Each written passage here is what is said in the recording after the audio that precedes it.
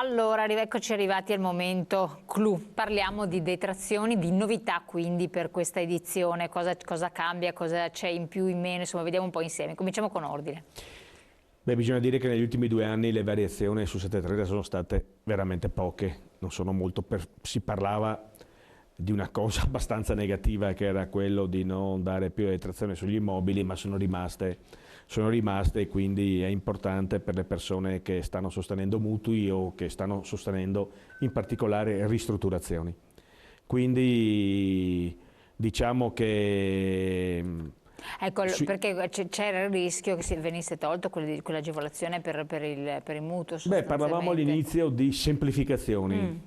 Allora, le semplificazioni dovrebbero ridurre la complessità, ma lasciare la possibilità al cittadino di detrarre spese. Quando si parla di semplificare levando via detrazioni, dicendo vabbè non facciamo più detrarre le spese mediche, non facciamo più detrarre gli immobili, quella non è semplificazione, quello non permettere più ai cittadini di poter detrarre delle spese e perciò di aumentare i costi della famiglia, ma anche quella è una forma di semplificazione però sul 730. Ecco.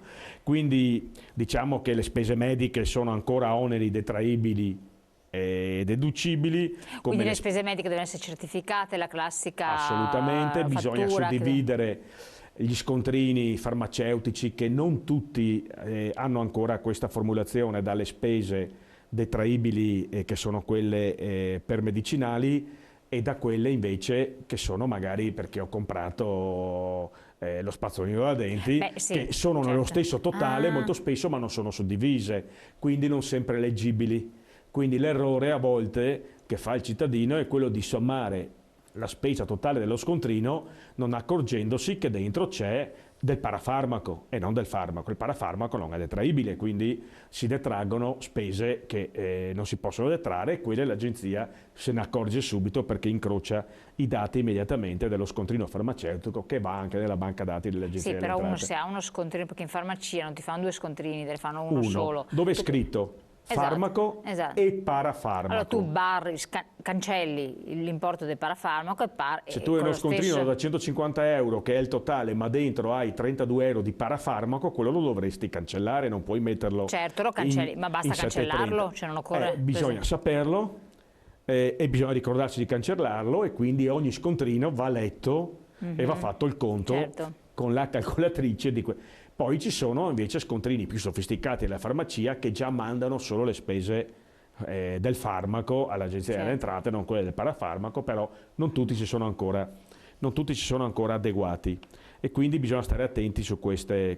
Poi c'è un elenco infinito di cose che sono detraibili e deducibili e altre no. Ricordiamolo perché è un po' complicato ricordarle tutte perché francamente è un elenco immenso, però spesso ecco, questo bisogna dirlo, spesso ci sono delle cose che vengono vendute con la certezza che sono detraibili, poi vengono da noi e gli diciamo che non lo sono, cioè, e quindi le persone si arrabbiano, ma magari possono essere tipi di materasso oppure possono essere degli strumenti comprati in farmacia che però non sono, perché c'è una lista del Ministero. Quindi bisogna controllare in questa lista? Sì, bisogna anche noi qualche volta, perché ci sono anche qui interpretazioni che non sono sempre così, sono sul filo del rasoio, dobbiamo andare a controllare nell'elenco se sono dentro l'elenco oppure se non sono dentro l'elenco. Quindi una persona normalmente magari vede detrazione fiscale al 50%, faccio l'esempio, pensa che sia un ausilio, non sempre è così, non sempre l'interpretazione è corretta.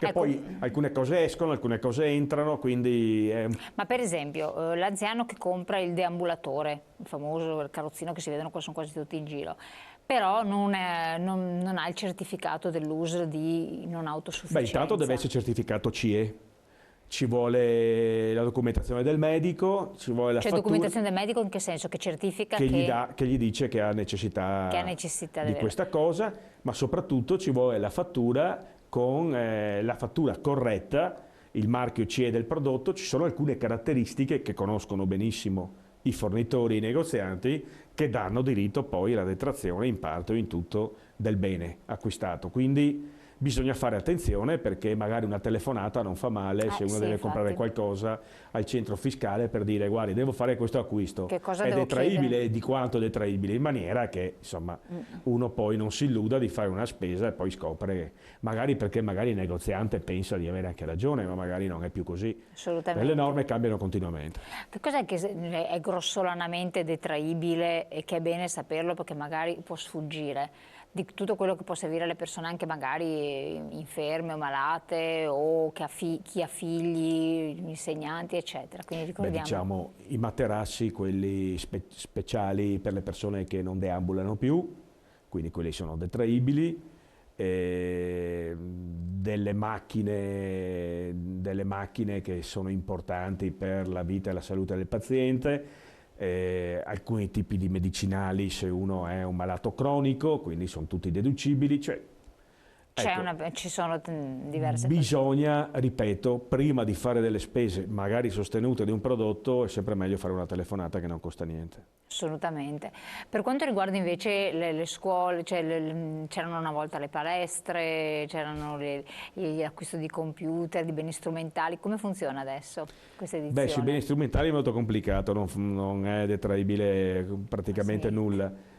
Sulle palestre solo se tu hai l'obbligo per mantenere una disfunzione tua di frequentare una palestra, allora lì bisogna avere con una prescrizione medica molto precisa, c'è la possibilità di fare qualche intervento, però non è che se tu vai in palestra paghi la palestra perché magari hai mal di schiena, poi puoi detrarre quel costo.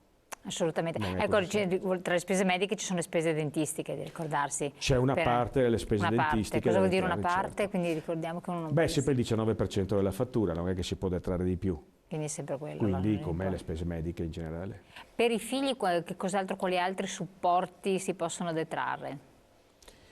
Beh, per i figli si possono detrarre le spese universitarie, come sappiamo, e anche qui interviene però l'ISEE per capire qual è il reddito familiare e quindi è importante. C'è tutta una serie di spese per persone con disabilità che si possono detrarre ovviamente, come le spese per i mezzi necessari alla deambulazione che dicevo prima, per i portatori di handicap, e che devono essere riconosciute solo sulla base delle commissioni mediche locali, quindi non ci si può inventare una spesa da fare in autonomia, ma ci vuole tutto un iter particolare per il riconoscimento. E che quindi va fatto prima, questo è il problema. Sì, esatto. Per i figli è la frequenza degli asili nido e delle scuole d'infanzia, si può detrarre qualcosa, sempre sia previsto un ISEE di un determinato importo. Abbiamo detto le tasse scolastiche. Ma questo sostanzialmente, ma grosso modo insomma abbiamo un po' inquadrato. L'ultima cosa che c'era stata anche chiesta tempo addietro, per gli anziani, chi ha la badante in regola può detrarre qualche cosa? No. No, niente, quindi questo è proprio steccato, beh no. E basta, non ci sono altre novità, vero, che possiamo ricordare? Mi pare proprio di no. Perfetto, noi siamo giunti al termine, io la ringrazio veramente, abbiamo puntualizzato quelli che sono gli aspetti salienti, ovviamente ricordatevi tutto quanto, tutti i documenti possibili e immaginabili, e gli scontrini fiscali possibilmente bisognerebbe fotocopiarli perché tanto poi si smarriscono. Io volevo chiedere anche del cassetto fiscale come è accessibile o meno, perché però i CAF non possono farlo, lei me l'aveva già detto fuori onda e ribadisce che i CAF non possono accedere al cassetto fiscale dove ci sarebbe tutti quanti...